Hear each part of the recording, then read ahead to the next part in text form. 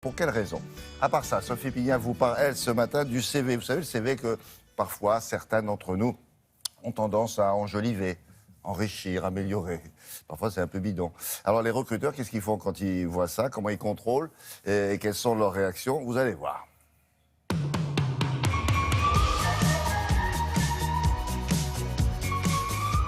Nombreux sont les candidats à adresser leur CV par mail ou par courrier et à ne pas recevoir de réponse, voire à recevoir des réponses négatives. Une situation qui peut les amener à revoir leur CV pour le rendre plus attractif. Le principal sujet qu'on voit, c'est effectivement des gens qui ont des parcours un peu chaotiques sur la durée, qui ont des trous dans leur expérience. Et là, c'est compliqué parce que les recruteurs ont tendance à être, disons, un peu méfiants. Vous avez fait votre MBA en parallèle de votre expérience professionnelle au Mali alors? Ah non, parce que la rentrée n'est pas... Par exemple, on a travaillé dans une association, on a réfléchi sur un projet personnel de création d'entreprise en tant qu'auto-entrepreneur. Je pense qu'il faut le présenter comme une vraie expérience et pas laisser un trou dans son CV. Je suis parti sur une mission alimentaire pour le Mali. Comme vous vous en doutez, beaucoup de choses à faire, beaucoup d'humains, de communication, d'organisation aussi. Et vous ne l'avez pas mis comme expérience professionnelle du coup? Sur les niveaux de langue, c'est compliqué parce que je dirais, est-ce qu'on a des notions d'anglais? Est-ce qu'on est en anglais courant? Alors, anglais bilingue, quand même, c'est quand même pas évident d'avoir anglais bilingue, mais est-ce qu'on va mettre notion d'anglais? Notion d'anglais, c'est pas super valorisant parce qu'on a l'impression qu'on parle pas du tout anglais. Est-ce que vous pourriez me raconter votre expérience de responsable logistique au Mali en anglais? I was responsible for logistic. Tricher, ça sert pas à grand-chose parce que on est confronté à un processus où derrière, on va avoir des entretiens de recrutement et il va falloir justifier, entre guillemets, son expérience. Côté recruteur, il y a également des obligations à respecter. La règle de base, c'est de se concentrer sur le parcours, entre guillemets, professionnel, enfin les études et le parcours professionnel, et de ne pas rentrer dans des considérations personnelles, familiales, etc. Et vous venez de vous marier? Oui. Les questions personnelles qu'on peut poser, c'est quand même des questions sur les hobbies, par exemple le sport, etc. Vous avez peut-être aussi des objectifs personnels suite à ces nouveaux événements? C'est-à-dire? Je ne sais pas, peut-être que vous allez avoir aussi d'autres projets que des projets professionnels. Les sujets qu'on ne peut pas traiter, c'est typiquement, par exemple, est-ce qu'on va se marier prochainement? Est-ce qu'on va avoir des enfants prochainement? Des choses comme ça. Le fait d'appeler les anciens employeurs du candidat, c'est une pratique courante dans le recrutement. Ça s'appelle la prise de référence, mais il y a une règle impérative, c'est qu'en fait, on ne fait pas de prise de référence sans l'accord du candidat. Si le CV est important, ce n'est pas le seul élément à prendre en considération dans une candidature. La lettre de motivation, elle aussi, peut changer la donne, car elle permet au candidat de se présenter d'une manière beaucoup plus personnelle.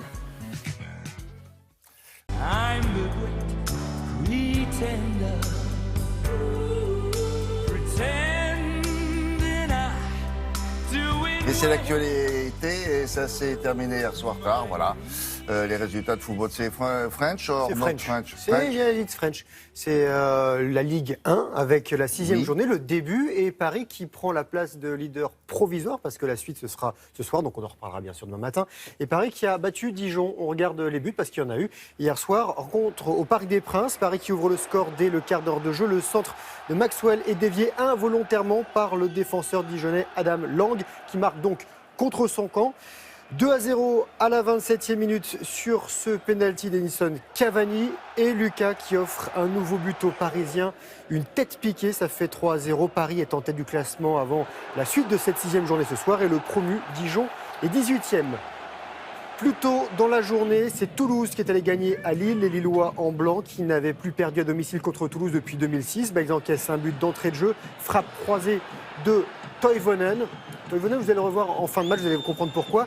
Les nordistes qui égalisent à la demi-heure de jeu avec une tête de Baza. Ça fait un partout à la pause. Et dans le dernier quart d'heure, le Suédois Toivonen, donc, qui avait ouvert le score, marque à nouveau et offre la victoire aux Toulousains. Le score 2-1. Deuxième victoire de suite pour Toulouse. Troisième derrière Monaco et juste devant Nice qui s'affrontent. Monaco et Nice qui s'affrontent ce soir.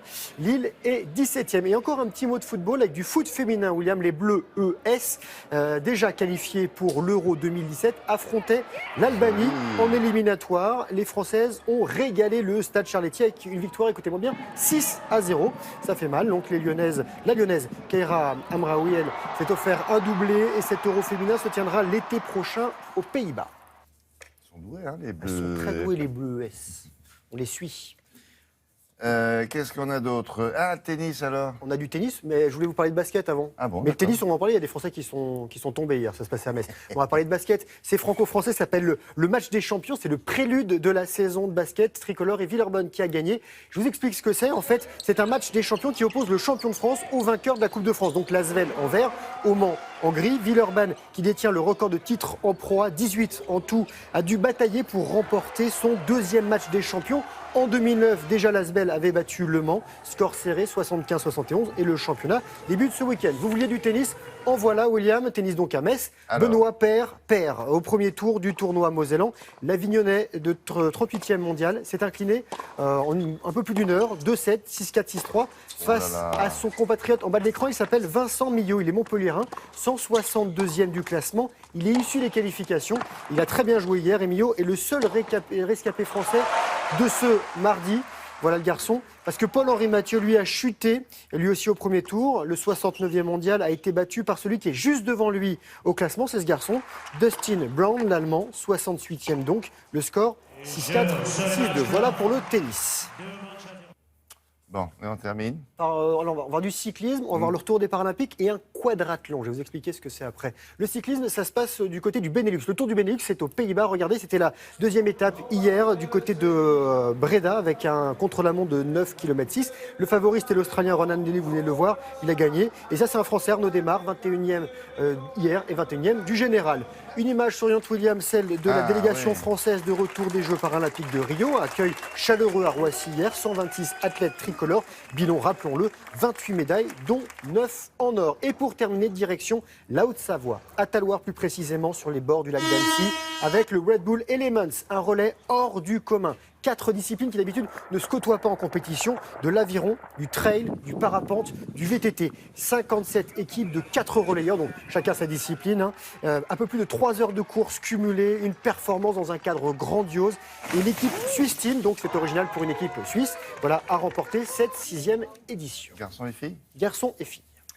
Dans l'actualité scientifique, on va maintenant s'intéresser à ce que l'on met dans nos assiettes, une fois de plus, et on est au courant que ça vous aide. Le marché des aliments sans gluten, vous êtes au courant. Alors ça a explosé en France, c'est très très à la mode, et pourtant, il faut vous rappeler qu'il y a seulement 1% de la population qui est concernée. Oui, mais il y a des modes comme ça. Bon, alors il y aurait une autre raison à nos troubles et nos inconforts digestifs. Et Laurence Beauvillard a rencontré un spécialiste qui vous parle d'un nouveau régime. Alors, elle va vous expliquer, ça s'appelle le régime FODMAP, F-O-D-M-A-P, ce sont des abréviations. Explication.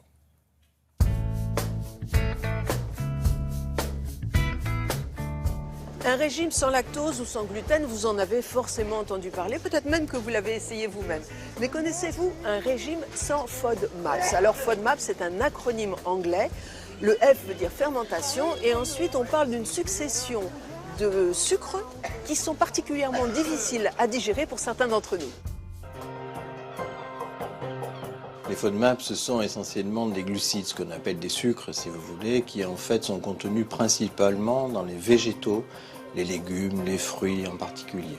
Éventuellement dans certains produits laitiers, fromage, fromage blanc, yaourt, qui risquent de provoquer des intolérances au niveau digestif. Il y a le fameux topinambour qui revient très à la mode et qui provoque des intolérances catastrophiques. Le chou, bien entendu, certains fruits, l'abricot par exemple, la banane selon son état de maturité ou de maturation, les produits dits sans sucre, qui en fait sont sucrés la plupart du temps avec des poléols. Et les poléols sont des grands pourvoyeurs de troubles digestifs. Donc considère justement qu'on tourne autour de 10 à 15% de la population qui serait intolérante au FODMAP, avec la difficulté que l'on a aujourd'hui de différencier les gens qui sont intolérants au FODMAP de ceux qui sont vraiment allergiques à d'autres types de constituants alimentaires, notamment les protéines et notamment le gluten, dont on parle beaucoup. Un régime FED en FODMAP consiste à éliminer certains aliments, ceux qui contiennent les sucres concernés, à les éradiquer de façon complète pendant environ 5 semaines, 6 semaines.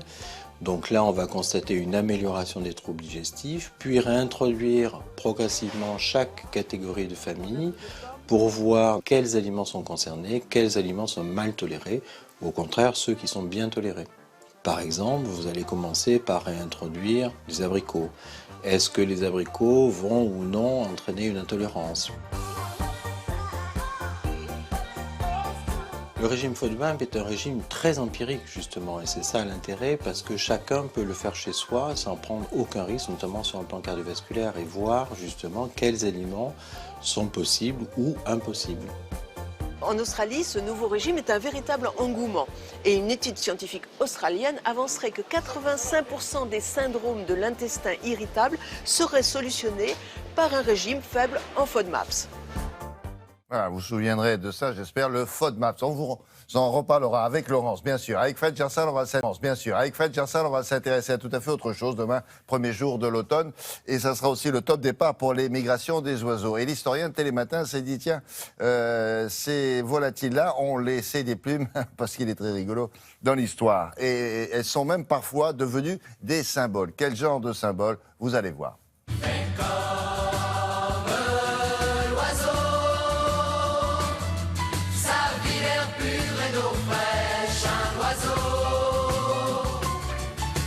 Il y avait le choix des chansons. Celle-là, ouais. On pouvait mettre Edith Piaf aussi ? Non ? Pardon, Piaf. excusez-moi. Non, c'est bien aussi. Oui, Oui. oui. Qu'est-ce qu'il y avait d'autre ?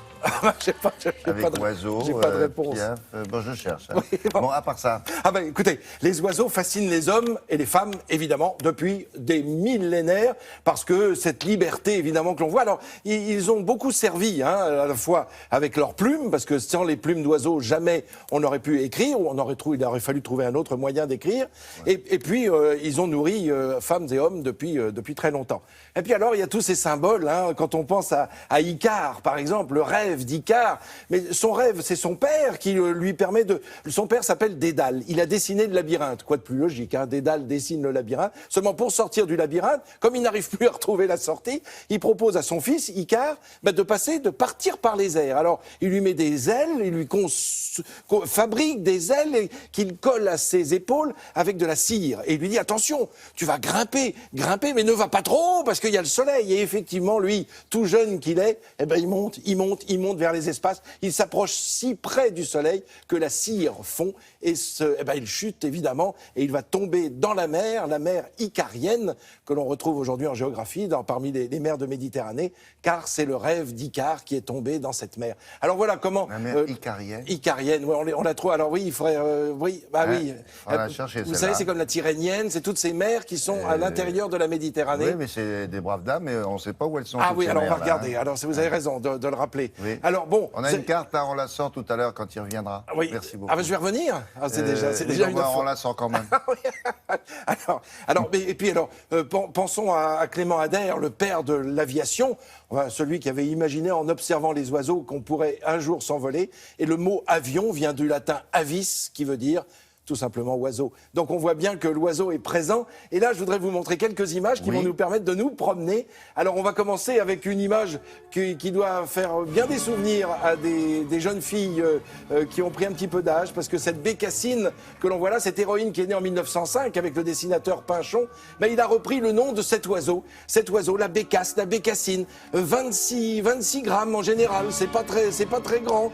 Et puis cet oiseau-là, le casoar. Alors vous allez me dire quel rapport? C'est un oiseau qui est agressif. Hein. Ben, si vous regardez bien le chapeau des Saint-Cyriens, des Syrahs, eh bien ça a la même forme que ce cimier qu'il y a sur la tête de cet oiseau. D'où le nom du chapeau. D'où le nom du chapeau. Et alors là, évidemment, la colombe qui est un symbole de paix. Depuis que Noé, que l'on peut relire dans la Genèse, Noé a lâché cette colombe pour essayer, après le déluge de 40 jours et de 40 nuits, de trouver un petit morceau de terre où il pourrait à nouveau poser ses pieds. Eh bien, c'est la colombe qui est revenue avec ce fameux brin d'olivier. Là encore, c'était tout un symbole. Là, c'est un oiseau qui a complètement disparu aujourd'hui, le dodo, qui était à l'île Maurice. Et ça s'appelle dodo. Dodo, c'est un mot qui viendrait du portugais, qui voudrait dire un peu fou. Parce que les marins, à l'époque, qui venaient s'arrêter sur l'île Maurice, trouvaient cet oiseau qui ne volait pas et qui l'en servait évidemment de nourriture. Voilà comment cet oiseau a disparu. Là, c'est un canard. Regardez comme bon pépère.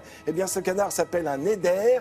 Et l'eider, les plumes de l'eider ont permis de concevoir, de fabriquer l'édredon, comme son nom l'indique, eider, édredon, c'est un mot qui vient de l'oiseau.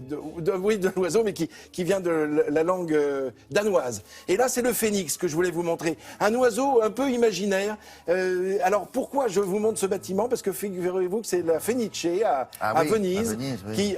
Dont le nom signifie en italien le phénix. Cet oiseau qui, au moment de mourir, se fabrique un nid qui va se consumer, donc il va brûler à l'intérieur de ce nid, et ce sont des cendres de ce nid que va renaître le phénix qui renaît de ses cendres, comme à chaque fois qu'on peut... Dites-moi le début, là. L'oiseau, il fait quoi? Alors, il se fait un nid au moment de mourir, au moment où il doit disparaître. Il se fabrique un nid, il se met dessus et le nid se consume. Donc, il brûle l'oiseau et de ses cendres renaît un nouvel oiseau, un nouveau phénix. Et pourquoi ça brûle? Ben pourquoi ça brûle? Voilà, c'est lui qui met le feu. Tout ça est symbolique, évidemment. Alors, c'est un oiseau qui, d'après certains, vit 500 ans, d'après d'autres, 12 000 ans. Vous voyez, c'est pour dire que ça fait partie de l'imaginaire. C'est dans une légende, ça? Oui, alors, c'est effectivement dans une légende, et on le retrouve aux États-Unis. Quand vous avez en Arizona la ville de Phoenix, attention, qui s'écrit Phoenix, eh bien là, c'est la même chose. C'est suite aux guerres indiennes. La ville avait été entièrement détruite. Elle renaît de ses cendres. Elle a été reconstruite sur ses bases. D'où le nom de Phoenix en Arizona, entre autres. Mais il y a tellement de choses à raconter sur les oiseaux. Bien sûr, vous reviendrez un autre jour. Bien sûr, mon petit canard. Un autre mois. Ah non, ben non. L'année prochaine. La météo maintenant. On va s'intéresser à l'actualité au-delà de nos frontières. Nous allons en Italie retrouver François Baudonnet. Et vous allez voir là-bas, c'est un homme, un Italien donc, qui fait beaucoup parler de lui ces derniers temps. C'est devenu une star même. Alors vous allez dire, ah bon, c'est un héros, il a fait quelque chose de particulier. Non, c'est pas un héros, c'est une victime. En réalité, fin août, figurez-vous qu'il a reçu une facture, comme vous, facture d'électricité qui se montait à 65 000 euros. Alors il s'est assis, évidemment, puis maintenant il est en colère depuis. C'est devenu une sorte de star dans son pays. Alors, et François va vous raconter son histoire. Bonjour François. Oui, bonjour William. Alors c'est vrai que c'est une histoire assez incroyable. Il s'agit donc d'un habitant de Rome qui, à la fin du mois d'août, rentre de vacances et dans son courrier, il trouve une facture d'électricité. Alors jusque-là, rien d'extraordinaire. Alors c'est une facture, si vous voulez, de remise à niveau. Vous savez, il payait ses factures d'électricité tous les mois, mais là, vous savez, chaque année, eh bien, l'opérateur fait une remise à niveau des factures. Jusque-là, tout va bien, sauf que quand il ouvre sa facture, effectivement, il trouve que la somme à payer est de 65 000 euros, ce qui est totalement hallucinant. Et la suite, la voici dans ce reportage que nous avons réalisé avec Sarah Hennemoser et Olivia Brocry. Quand il reçoit le courrier de la compagnie d'électricité, Daniele voit bien qu'il y a quelque chose qui cloche. La facture fait 34 pages et son montant est à tomber par terre. Au début, j'ai cru que c'était une blague. Ou alors qu'il s'était trompé dans la virgule et puis j'ai mieux regardé. Et non, c'est bien une facture de 65 000 euros. Et du coup, je me suis senti très mal. Daniele contacte alors son fournisseur d'électricité, sans succès, puis son avocat. Mais la compagnie campe sur ses positions. Si je dois de l'argent, je suis prêt à payer. Mais il faut que cela reste raisonnable. Et puis eux aussi, la compagnie d'électricité, ils me doivent quelque chose, ne serait-ce que pour le préjudice psychologique et d'image que je subis. Il décide alors de médiatiser l'affaire et en spécialiste de la communication, Daniele est photographe professionnel, il a l'idée de donner un nom à sa mésaventure, la grande facture. Je l'ai faite aussi grande pour bien montrer ce que cela représente, 65 000 euros. Ce que je tiens là devant moi représente le poids de cette grande facture dans ma vie. Sur les médias sociaux et à la télévision italienne, Daniele devient le symbole du consommateur victime des grandes entreprises. Par mail, sur Facebook, par téléphone, je reçois beaucoup de messages et je me sens investi d'une mission, celle de représenter tous ces gens qui vivent la même chose que moi. Et écoutez ça par exemple. Quand j'étais petit, j'avais peur du noir. Maintenant, j'ai peur de la lumière. Lui est sûr d'une chose, il ne paiera pas. Bon, on en est là aujourd'hui, il ne paiera pas. Qu'est-ce qui va lui arriver maintenant ? Alors, William, vous savez, ce monsieur dit qu'il est très inquiet. Pour se battre contre la compagnie d'électricité, il dit qu'il a été obligé d'arrêter son travail. Hein. Il est photographe professionnel, on l'a dit dans le reportage. Bon, dans la réalité, moi, je ne suis pas très inquiet pour lui parce qu'il a tellement médiatisé cette affaire et puis c'est tellement énorme qu'évidemment, il y a une solution qui va être trouvée pour lui. Et je pense que cette grande facture, cet homme à la grande facture, ne devrait pas avoir trop de problèmes. Dis donc, il fait un temps pourri chez vous, là, aujourd'hui, non ? Ah oui, il pleut, c'est terrible, hein. Terrible. Un petit mois de septembre assez pluvieux sur Rome, vous voyez ? Merci. C'est beau quand même. Oui, c'est beau mais quand pluvieux, même. voilà. Bonne journée, François. À très bientôt.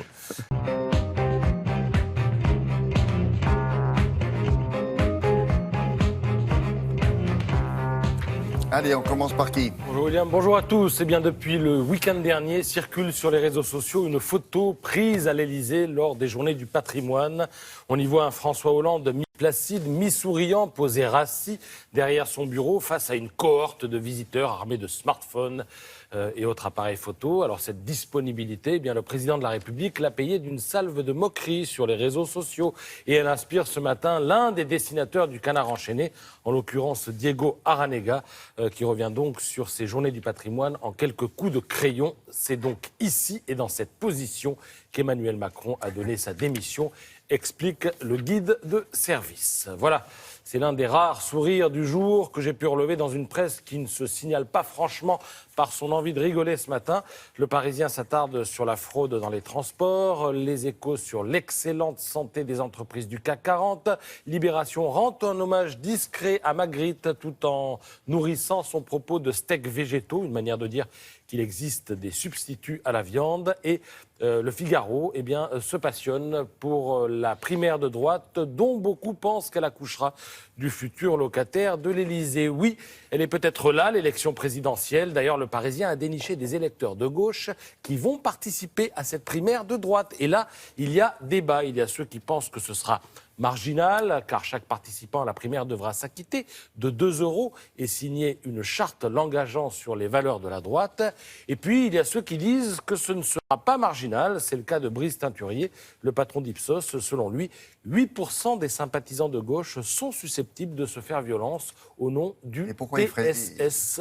Le tout sauf Sarkozy. Ça profiterait plutôt à Alain Juppé, d'après le Parisien, ce matin. L'idée, c'est aider pour avoir un candidat qui puisse affronter le leur à gauche. Non, aider, parce que non, l'idée, c'est qu'ils sont persuadés que la primaire de droite nous donnera le nom du futur président, parce qu'ils pensent que François Hollande ne pourrait pas être élu. Donc, tant qu'à voter, autant voter tout de suite et voter pour celui qu'on préfère à droite ou qu'on déteste le moins. Ouais, qui est en mesure d'affronter à droite qui affrontera ensuite leur candidat et Marine Le Pen. C'est un coup à 2 à 3 pourrait être élu. Oui, c'est un coup bon, à très bien. C'est compliqué, hein, la politique. Quoi d'autre ? Alors pour le reste, il y a de petites choses à picorer dans nos journaux ce matin, à commencer par ceci. Les douaniers de l'aéroport de Roissy ont mis la main sur un trésor archéologique à dimension géopolitique. Vous allez comprendre, il s'agit de 2 bas-reliefs provenant du cœur d'une église de la vallée de l'Euphrate. Ce trésor de 108 kilos provient des pillages qui financent Daesh, assurent les connaisseurs des réseaux de trafiquants. Ils constatent au passage que Daesh lâche sa marchandise plus vite qu'avant, ce qui laisse supposer que la manne pétrolière n'est plus ce qu'elle était et que l'organisation a besoin d'argent. Alors, ce qui a alerté les douaniers, c'est la cargaison qui mentionnait panneaux décoratifs pour le jardin, mais elle était dans un solide caisson en bois. Or, on prend rarement de telles précautions pour du simple matériel de jardin. Et puis, Dans les journaux ce matin, on croise un revenant, l'imam de Brest. Alors lui aussi, c'est un cas. Il avait enflammé la toile où circulait une vidéo dans laquelle il collectionnait des âneries. On le voyait expliquer à des enfants qu'ils allaient devenir des cochons, des vrais, comme des animaux de ferme, s'ils écoutaient de la musique. Et on apprend maintenant qu'il a changé. Le voilà qu'il multiplie les gages de loyauté à la République. Il s'est inscrit au diplôme universitaire religion, droit et vie sociale. Libération voit dans cette affaire une bonne prise pour l'islam français et le gouvernement, même si certains observateurs n'excluent pas qu'il revienne un jour au salafisme. En attendant, Daesh l'a désigné comme son ennemi en le qualifiant d'imam serpillière. Pour finir, une suggestion, le reportage de l'Humanité qui a trouvé des villes ravies d'accueillir des migrants. Alors il s'agit de Bellenave dans l'Allier, de Péral-Château dans le Limousin ou encore de Pouilly en Auxois, près de Dijon, dans la Côte d'Or. Alors je vous confirme en tout cas qu'ils ne sont pas allés enquêter à Calais. Merci beaucoup. À tout à l'heure pour une revue de presse, cette fois-ci culturelle. Place maintenant à l'actualité.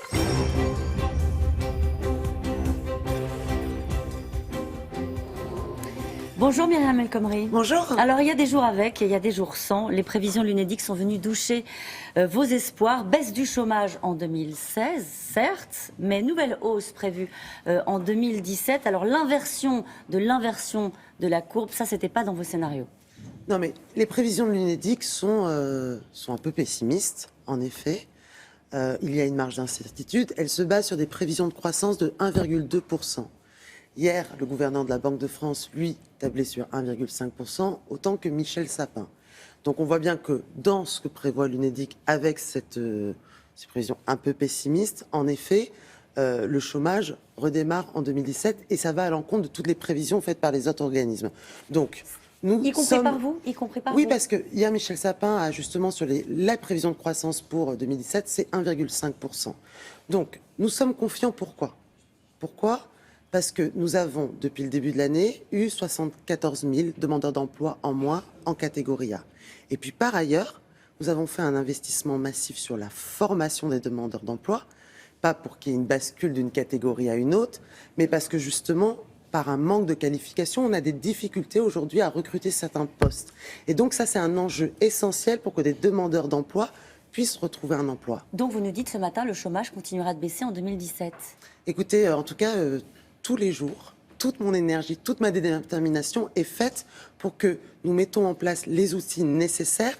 Et la question de la qualification, permettez-moi, de la formation, est un point central parce que depuis 30 ans, nous avons une difficulté dans notre pays autour de la formation.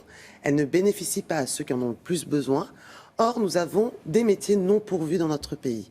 Et donc, tout l'enjeu aujourd'hui, et c'est ce que nous avons fait avec les régions, c'est de regarder quels sont les besoins en compétences des entreprises et essayer de proposer des formations aux demandeurs d'emploi. C'est 1 milliard d'euros que l'État a mis sur la table cette année, justement, dans ce cadre-là. Tout ce qui devait être fait a été fait pour faire baisser le chômage en 2017. Est-ce qu'il reste des leviers sur lesquels vous pouvez jouer ? Il y a bien sûr toujours des leviers. Je vois par exemple, nous avons lancé en janvier dernier à la fois le plan formation, mais nous avons lancé aussi l'aide embauche PME. Donc nous voyons bien que l'aide embauche pour les petites entreprises a permis, il y a eu près de 650 000 demandes depuis janvier, donc ça a permis de recruter des personnes, non pas sur des contrats très courts, mais des CDD de plus de 6 mois ou des CDI. Donc on voit bien que cette aide, pourquoi elle est beaucoup mobilisée, c'est parce qu'on est dans le cadre d'une reprise de l'activité économique. Ça, c'est essentiel. Après, il y a encore d'autres dispositions qui sont mises en œuvre, notamment sur certains publics. Je pense notamment au public qui est parfois discriminé, où nous ciblons en direction des femmes issues des quartiers de la politique de la ville, des personnes en situation de handicap, certains contrats aidés pour améliorer et accélérer le retour à l'emploi. Si l'UNEDIC est pessimiste pour l'année 2017, est-ce que vous êtes optimiste sur l'emploi pour l'année 2017 ? Oui, je suis optimiste. Les prévisions de l'UNEDIC se font aussi sur des incertitudes liées au Brexit. Donc, voilà, il y a une réalité, c'est que la situation aujourd'hui est un petit peu incertaine de ce point de vue-là, mais je rappelle que la Banque de France et Michel Sapin, encore hier, ont eu, eux, des prévisions de croissance à 1,5%. Alors, il y a un dossier très délicat, le chômage en est un, mais un autre très délicat sur votre bureau, celui de la discrimination à l'embauche. Le rapport du Défenseur des droits est accablant. Le fait d'être perçu de confession musulmane augmente nettement la fréquence des discriminations. On ne le découvre pas, mais ça ne s'arrange pas. Est-ce que votre gouvernement de gauche a suffisamment fait sur ce sujet-là depuis le début du quinquennat, Myriam El Khomri ? Oui, nous avons fait beaucoup de choses en ciblant de nombreux dispositifs en direction de ceux qui avaient moins. Ça ne s'est pas amélioré. Néanmoins, et Ce n'est pas. Je pense qu'il faut qu'il y ait une prise de conscience générale dans la société. J'ai fait une campagne qui s'appelait Les compétences d'abord au printemps dernier, parce que on ne discrimine pas de façon volontaire bien souvent, mais on voit bien qu'il y a des pratiques discriminatoires dans notre pays. Hier, France Stratégie m'a remis un rapport sur le coût économique des discriminations. Je pense que c'est important pour interpeller la société française de dire bien sûr que les discriminations, c'est une faute morale, une injustice sociale, mais c'est aussi une aberration économique. France Stratégie, notamment les discriminations que subissent les femmes ou les personnes originaires d'Afrique ou de l'outre-mer, quelque part, ça coûte à la collectivité près de 150 milliards. Voilà ce qu'a indiqué hier France Stratégie. Ça veut dire que c'est plus facile de faire bouger les lignes en disant que c'est un problème économique qu'en assumant un problème moral. Eh bien, je pense qu'il faut tous les arguments aujourd'hui. Parce que l'enjeu, c'est de changer les pratiques. Donc, vous nous dites qu'est-ce que vous avez fait ? Nous avons ciblé, nous avons parrainé des jeunes, notamment issus des quartiers populaires. Nous avons ciblé, nous avons fait aussi une loi sur l'égalité salariale, développé la négociation collective, parce qu'il y a aussi la situation des femmes et les écarts de salaire. Donc, nous avons fait des choses de ce point de vue-là. Et surtout, j'ai lancé au printemps dernier une campagne de testing. C'est la première fois que les pouvoirs publics demandent un rapport sur le coût et surtout lance une campagne de testing, justement pour avoir un échange avec ces entreprises-là qui ont des pratiques discriminatoires. Elles auront quelques mois pour se mettre en ordre de marche. Autrement, on désignera les mauvais élèves. Et puis, elles devront bien sûr s'engager dans ce cadre-là. Il y aura des sanctions pour les entreprises ? C'est tout l'enjeu justement de cette campagne. Soyez un petit peu patiente, tout ceci sera fait en octobre. Mais ce n'est pas une question que des pouvoirs publics. Permettez-moi d'insister, je ne le fais pas non plus contre les entreprises. Le testing, nous l'avons fait dans la fonction publique et il y a également des choses. Ce n'est ni contre les entreprises et ce n'est pas qu'une question des pouvoirs publics. À un moment, je crois qu'il y a aussi une forme parfois de raccourci, de populisme aussi, et de manque de responsabilité parfois des politiques qui font que cela entraîne aussi très concrètement des discriminations. Vous allez présenter bientôt un guide du fait religieux dans l'entreprise pour éclairer les employeurs. Ça veut dire que c'est l'entreprise qui doit s'adapter. Est-ce que ça veut dire que la laïcité s'arrête aux portes de l'entreprise ? Aujourd'hui, quelle est la situation en France ? La neutralité ne s'applique pas à l'entreprise, elle s'applique au service public. Avec la loi travail, pour la première fois, un employeur, à travers un règlement intérieur, pourra mettre en œuvre la neutralité au sein de son entreprise. Donc c'est une avancée parce qu'il y a en effet des fois des situations, quand un homme ne veut pas serrer la main à une femme, des situations qui sont intolérables. Par ailleurs, suite aux attentats du 13 novembre dernier, j'ai rencontré les partenaires sociaux. Et là, beaucoup m'ont dit qu'ils étaient démunis sur certaines questions qui pouvaient être posées, sur une fête religieuse. Donc nous avons fait un travail avec les organisations syndicales et patronales, de lister toutes les questions du côté de l'employeur, du côté des salariés, pour dire tout simplement le droit. Donc, beaucoup de situations... Et après, vous leur dites, débrouillez-vous. Non, mais le règlement, pour la première fois dans la loi travail, je vous dis, un employeur pourra imposer la question de la neutralité qui n'existe pas aujourd'hui dans l'entreprise. Elle n'existe que dans les services publics. Après, beaucoup de situations se règlent par le dialogue et par la connaissance du droit. C'est pour cela que cet outil qui sera mis en œuvre autour du 20 octobre permettra de donner des réponses très pratiques du point de vue du salarié, du point de vue de l'employeur. Je pense que c'est important, c'est une avancée. Merci beaucoup Myriam El Merci à Khomri. vous. C'est à vous William.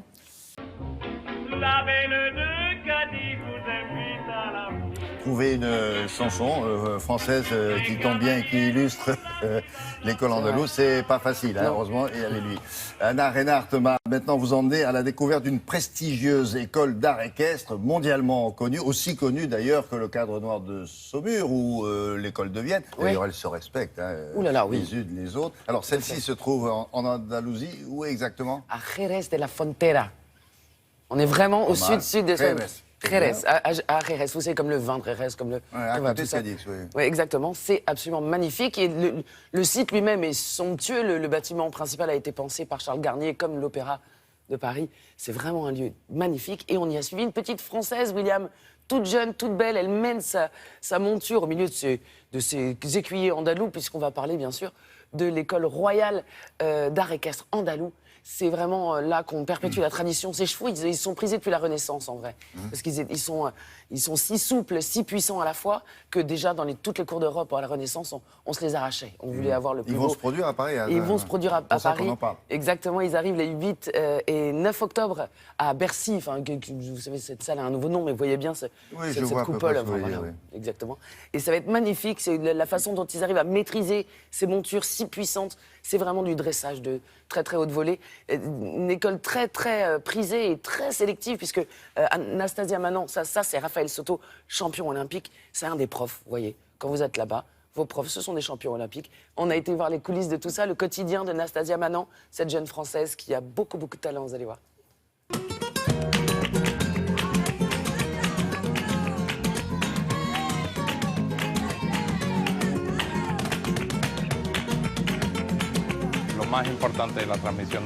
Le plus important dans les valeurs de notre école, c'est de transmettre l'art équestre. L'art équestre s'exerce dans 5 domaines d'activité de formation, celui des cavaliers, de palefreniers, auxiliaires vétérinaires, des charretiers et des artisans selliers. Tout cela réuni aboutit à la transmission de l'art équestre.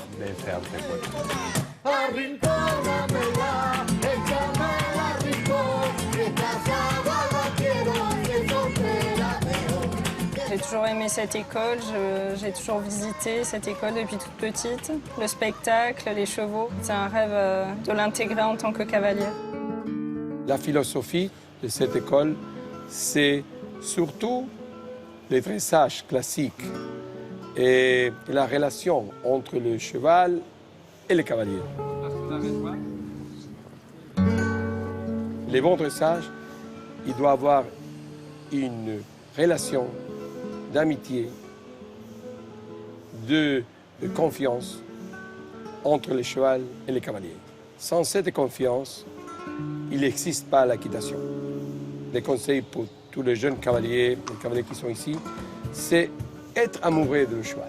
Si tu n'es pas amoureux, tu ne peux pas travailler chaque jour de ta vie. Tu as besoin de beaucoup d'heures, beaucoup d'années pour arriver à être un cheval de dressage. Mais ce n'est pas seulement arriver. Tu dois, après ça, tu dois travailler chaque jour. C'est un travail de maintenir le cheval dans forme physique et mentale. C'est très important. Il doit être content de travailler. Les chevaux et les cavaliers, c'est comme une seule chose. C'est comme dans le Centauro. C'est un cheval qui est moitié cheval et moitié personne.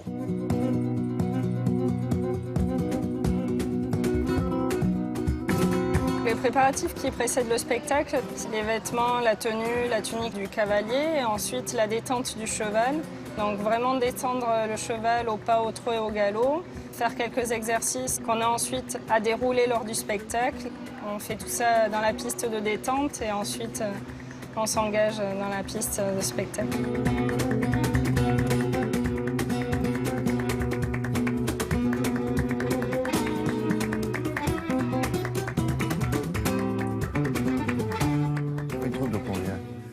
C'est une troupe de combien d'individus, là? Sur scène?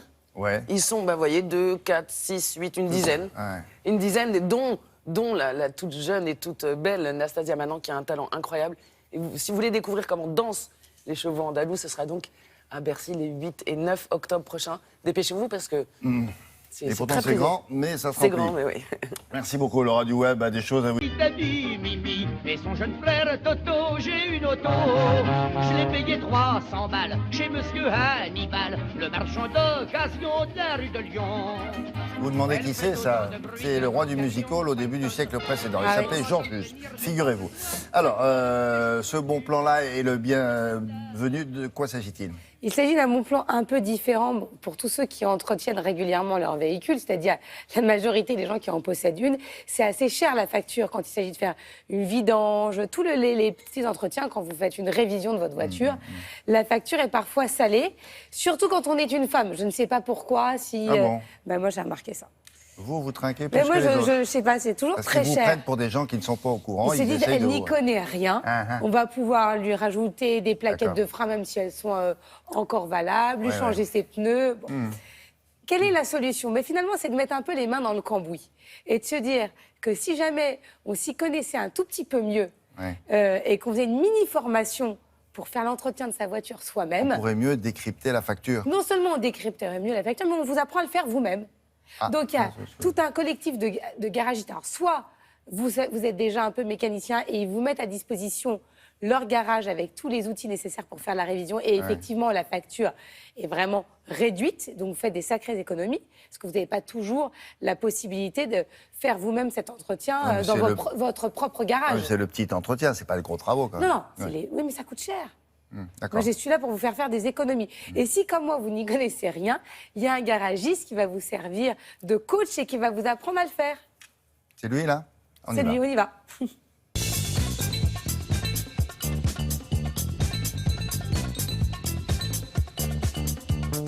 Ce service met en relation les particuliers et le garagiste. Le garagiste loue son matériel et le particulier fait sa petite réparation lui-même chez ce garagiste. L'intérêt, c'est que le client, donc l'abonné, puisse faire des économies de 30 jusqu'à 50% sur ses prestations d'entretien d'auto habituelles. Le garagiste, ça lui permet de combler ses heures creuses et de gagner un chiffre d'affaires supplémentaire. Le mode d'emploi est très simple. Vous vous connectez sur le site EcoCars, vous choisissez votre garage le plus proche de chez vous, vous sélectionnez la prestation que vous voulez faire. Vous pouvez aussi demander au garagiste de commander les pièces. Donc vous avez le côté gauche pour pouvoir dévisser, le côté droit pour pouvoir visser.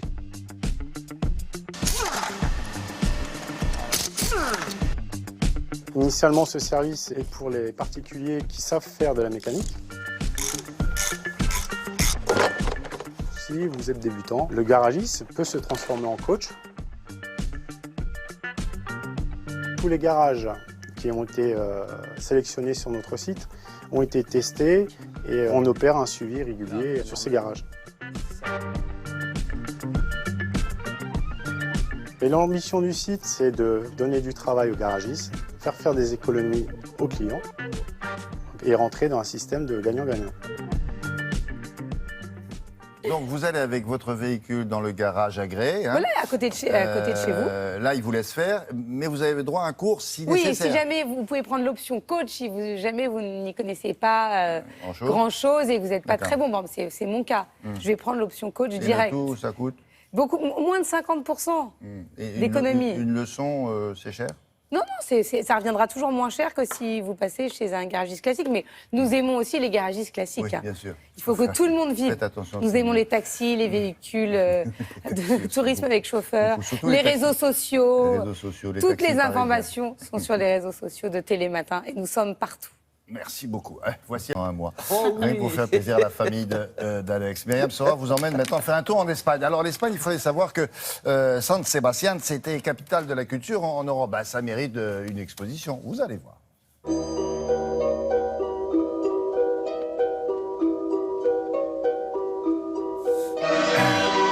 Parmi les musiques... Vous vous souvenez de ça aussi, cette musique-là, hein, Hitchcock. Un hommage à Hitchcock, hommage avec des images inédites ou pas? Oui, des photos inédites. Pour la plupart, parce qu'elles n'ont jamais été publiées dans la presse. Double projecteur sur San Sebastián. Déjà, effectivement, vous l'avez dit, c'est la capitale européenne de cette année, capitale culturelle. Mais aussi parce qu'en ce moment, aujourd'hui, cette semaine, se déroule le Festival du film international. La relation entre les deux, c'est Hitchcock. Parce que figurez-vous que Hitchcock est arrivé à San Sebastián en 1958 pour présenter son film en avant-première mondiale, Sueur froide, lors donc de la 8e édition à l'époque de ce festival du film. Alors c'est une exposition qui va retracer tout son périple à San Sebastián et on va découvrir, si vous voulez, Hitchcock sous un nouvel angle. C'est-à-dire qu'on va découvrir un Hitchcock touriste, tout simplement, hyper curieux des gens qui l'entourent, des restaurants, de son public. Il va poser dans les églises avec les photographes, il va poser dans les cimetières. Et puis il se dit, tiens, mais pourquoi j'irais pas connaître un petit peu plus le Pays Basque pendant le festival du film? Il a pris sa voiture, il est parti à Hendaye, il est parti à Biarritz, il est parti à Lourdes. Et tout ça avec un photographe qui l'a suivi. Donc l'exposition retrace c'est très précis. ce périple, effectivement, d'Hitchcock sur 4 jours au Pays Basque et donc à San Sebastián que je vous propose de découvrir maintenant.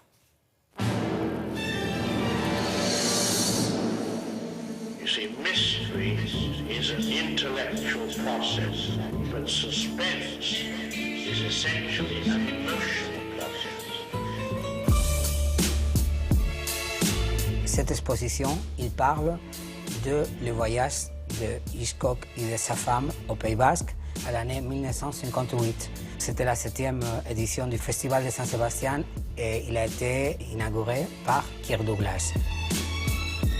C'est une époque assez fermée. Le gouvernement franquiste il utilise le Festival de Saint-Sébastien pour faire un peu signe d'une ouverture. Donc ça donnait une impression d'un pays moderne. C'était vraiment un metteur en scène star. Donc à chaque moment qu'il visitait la ville, il y avait un photographe, un journaliste qui le suivait. Et donc il met en scène sa vie, il posait devant la caméra. Le deuxième jour de ce voyage, il est parti à Bayonne. Il voulait vraiment connaître Bayonne. Il a visité d'abord la cathédrale et donc toutes ces photos qui sont dans l'intérieur, il a été interdit par les autorités franquistes.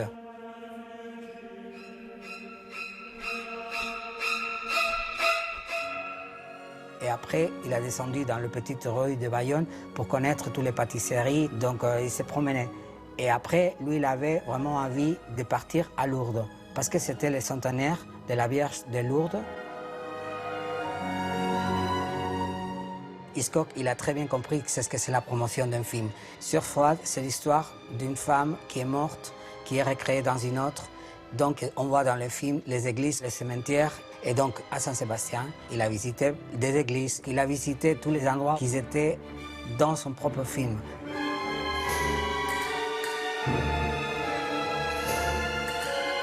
Dans toutes les sorties, il a fait la publicité de Sœurs Froides. Donc, il a créé un événement.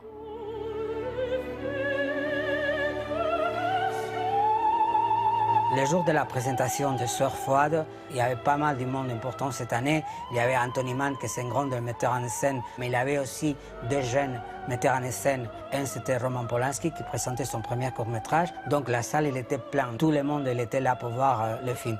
Et à la sortie, il a eu un moment où les gens, ils applaudissaient pas, ils ont resté un peu froids. Donc lui, il a senti que la fin du film posait des problèmes. Donc quand il est rentré aux États-Unis, il a changé la fin. Hitchcock, il était très content de Saint-Sébastien, il a gardé un tout très bon souvenir. Il a proposé au festival son prochain film, La mort aux trousses. La ville aussi a été marquée par la visite du grand réalisateur anglais. Il faut peut-être expliquer pourquoi ces photos-là n'avaient pas été montrées avant, parce qu'on était à l'époque du franquisme. Exactement, donc et ça Hitchcock choquait. dans l'église qui fait un peu le clown. Voilà, les photos étaient considérées inappropriées, donc elles n'ont pas pu être publiées dans la presse. C'est pour ça qu'elles sont ressorties maintenant. Il a quand même eu la coquille d'argent pour le meilleur réalisateur cette année-là, lors du Festival du film. Et l'année d'après, aussi une coquille d'argent pour Mort aux trousses. Non, un seul reproche, hein, il n'a pas été à Saint-Jean-de-Luz, mais bon, on peut lui pardonner. En 4 jours, il avait quand même fait beaucoup. Mais bon, ça va. Ok.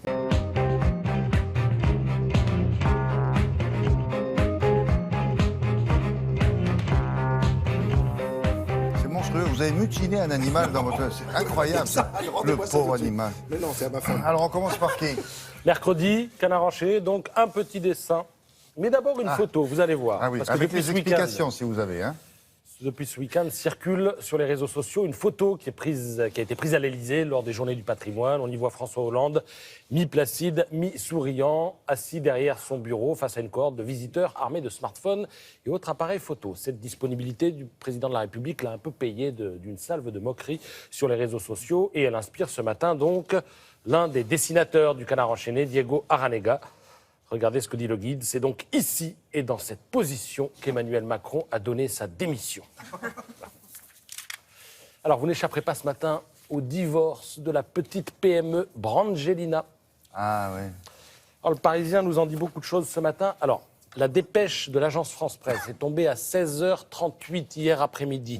Dans les 3 heures qui ont suivi, de 16h38 à 19h38, 2 millions de tweets sur le sujet. Ça valait ça, franchement. Ben oui. Vous divisez ça par les 12 années qu'a duré l'idylle et vous avez voilà, une idée de l'impact de l'information. Alors, le Parisien pose la question, mais pourquoi divorce-t-il? Alors, le Parisien cite un site américain plutôt bien informé en général. Angelina reproche à Brad ses méthodes d'éducation strictes et un comportement qui serait dangereux et colérique, notamment sous l'effet de l'alcool. Alors, tout ça va nous laisser sur le carreau un domaine, le domaine de Miraval. Il est en vente, non? Acheté 45 millions d'euros. D'après le journal Madame Figaro, il est en vente. Et je rappelle qu'à ce domaine est associé un petit rosé qui est quand même classé à la 80e place du classement des 100 meilleurs vins mondiaux. Avec modération. Avec modération, toujours. Sans modération, maintenant, les photos du magazine Réponse Photo. Le thème était libre. Hier, je vous ai fait la couleur. Aujourd'hui, je vous fais le noir et blanc. Regardez, celle-ci a été prise à l'aquarium océanique de Brest. Voici 2 phoques dont le journal souligne l'élégante et souple chorégraphie. Le deuxième prix est 75 € pour l'auteur de cette photo. Allons-y. Elle a été prise dans le Mont Blanc. Ah, oui. Voilà. Et alors? C'est beau, non? Ah oui. Voilà. Il y a une cordée, hein. Voilà. Et le 3e prix pour finir. Et ça, c'est quoi? Ça, c'est un visage que vous distinguez au milieu des éclaboussures d'eau. Il fallait, paraît-il, du talent pour prendre cette photo. Quoi? Bon, merci beaucoup. Alors, à l'occasion de la journée...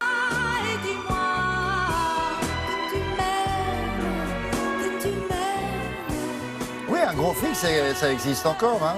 Quel est le rapport avec le design? Eh bien, Sylvie va vous raconter. D'abord, je vais me faire plaisir. Allô, quoi, chef? Allô, quoi? Oui, allô, non, quoi, c'est ça. Mais voilà. Donc, c'est vrai que pour une fois, Oh là, j'ai fait un bide. Non, pas du tout. Ah si, je vois bien. Ah non, je vois bien. Hein? Non, mais elle fait les mariages. Avec Versal. C'est vrai, Ils on font peut des nous sketchs louer, à 2. même tous les trois. Alors elle arrive, elle fait allô quoi la mariée, alors tout le monde se marre. Non, mais là je parle de téléphone, c'est bien une seule fois où je peux dire un truc pareil. Pourquoi je parle de ce téléphone? Parce que pour moi, il est allé chercher à la fois dans l'inconscient collectif, vous savez les gros téléphones en bakélite, noirs, et à la fois il mêle toute la technologie actuelle de ce que vous parliez, de ce dont vous parliez, du smartphone. C'est-à-dire que ce téléphone, il est fixe, il est pour la maison, mais il est sans fil. Et en fait, il a été imaginé par toute l'équipe de design interne d'un grand, d'une grande réseau société, de téléphonie français. Et il est vraiment réfléchi. C'est-à-dire qu'ils ont pris toutes nos habitudes et tous nos usages autour du téléphone, c'est-à-dire qu'on a toujours besoin de l'oreille et de la bouche, on va parler. Oui. Et le fait de tenir le téléphone, donc de faire un acte comme ça, de parler, mais à côté de ça, le petit haut-parleur là que vous voyez, enfin comment on dit? L'écouteur. L'écouteur, voilà. L'écouteur devient haut-parleur. Ça, bifonction, tout ça sans fil. Et vraiment, non, je vous ai pas convaincu. C'est nouveau ça? Bah oui, c'est nouveau. On va les écouter. Ils vont vous raconter, toute l'équipe design en interne, ça sera mieux que moi. J'ai l'impression.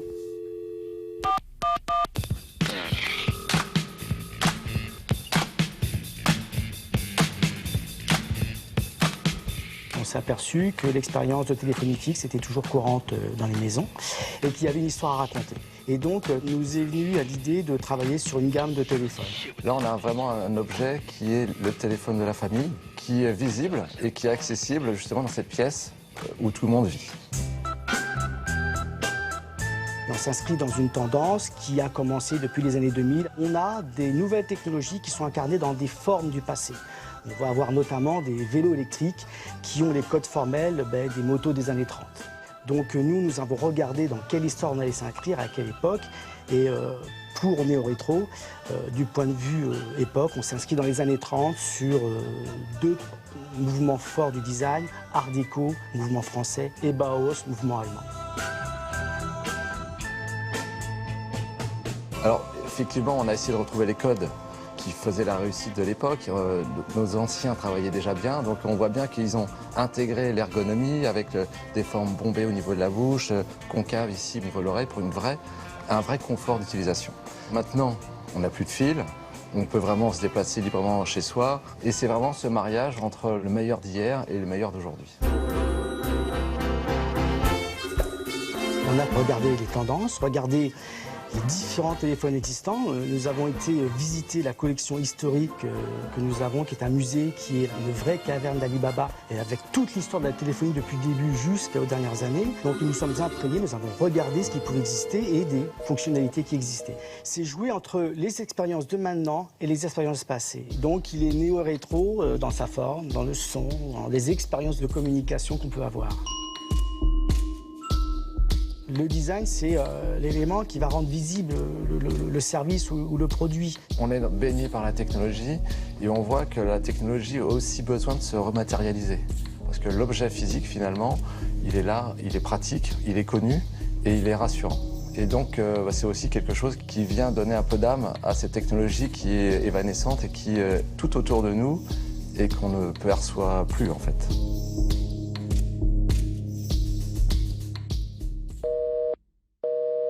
Tout à l'heure, je me suis dit, je le connais, celui-là, pas du tout. Non, voilà. Il est tout nouveau. Quand je vous disais l'inconscient collectif, mais vraiment, vous avez vu, ils ont travaillé en interne sur tout ce cheminement actuel jusqu'à la téléphonie d'aujourd'hui. Et vous avez craqué? Mais oui. Ah oui. Il a un prix, on n'en parle pas. Non. Je crois qu'il n'est pas très cher. Mais les prix, je ne connais pas. Je suis une vraie fille, je ne connais pas les prix. Il n'est pas très... 150, ouais, 150 euros. C'est choc ton coup, elle est bien, elle est venue nous donner l'information. Ah bon. 150, 200 euros. Ah oui. Viens nous le redire. Bravo, non, mais viens, allez, viens. Merci. 150. Vous le faites à 150. Qui dit mieux? Personne. C'est vendu, merci beaucoup. Donc il n'est pas très cher. Non, non. Voilà. Et puis ça dure longtemps, hein. C'est costaud. Ça continue après la météo.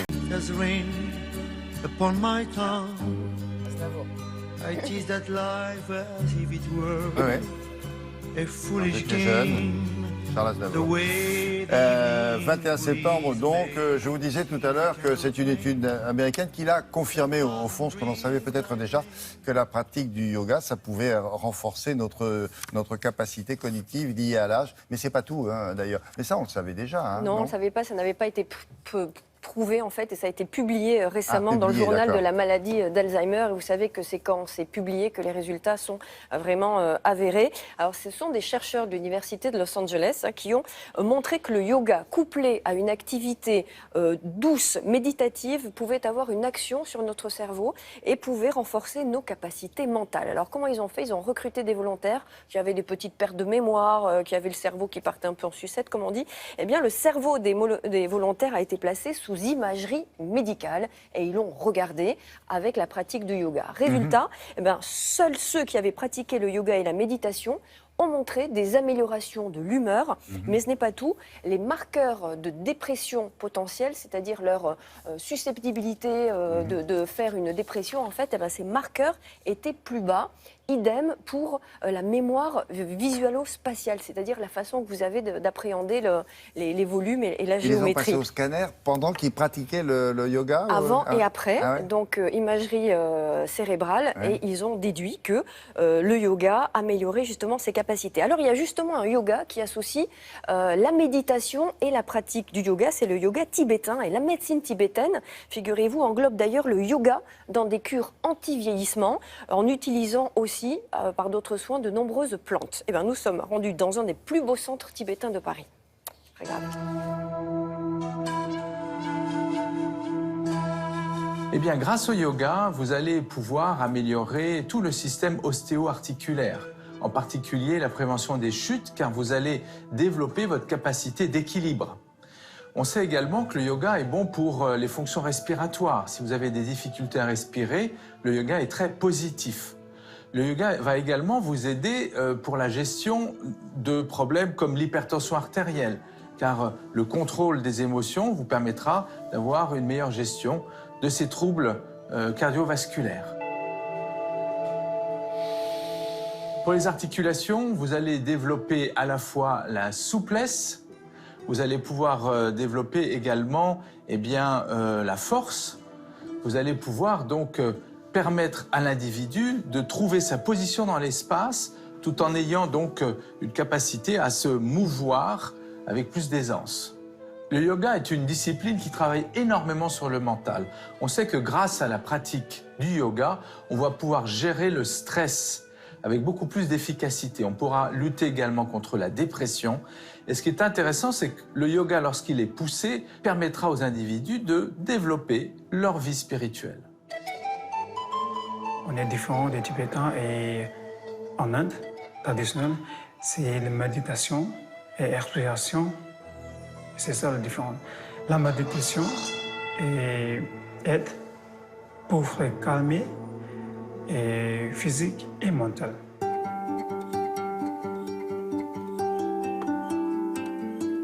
Pour lutter contre le vieillissement, le médecin tibétain propose un cure qui s'appelle l'Om. C'est pratiqué depuis 2500 ans. Le cure, il y a 3 étapes. Ces 3 étapes, il commence avec un bain et avec différentes plantes médicinales et qui aident à réchauffer tout ce qui est zone crispée, qui aident à ouvrir le pore pour éliminer tout ce qui est toxique qui sont bloqués. Ensuite, on englobe avec le poudre de pois chiche qui aide à être plus profond pour observer tout ce qui est l'humidité, surtout dans les articulations et les tendons. Ensuite, on fait un massage avec de l'huile chaude qui referme le pore pour garder tous les principes qui sont liés avec le massage, englobement et aussi le bain. Ça a l'air doux. Alors c'est un endroit complètement hallucinant parce que vous partez en voyage pendant 2 heures et quand vous sortez de là, vous êtes un peu déphasé, un peu déconnecté du monde. Vous êtes en décalage horaire. Oui, ça s'appelle les voyages autour de soi. Les nouveaux établissements comme ça de bien-être, surtout orientalistes, permettent de voyager à l'intérieur de soi et ça vaut tous les week-ends du monde. Merci beaucoup Laurence. Ce soir, n'oubliez pas le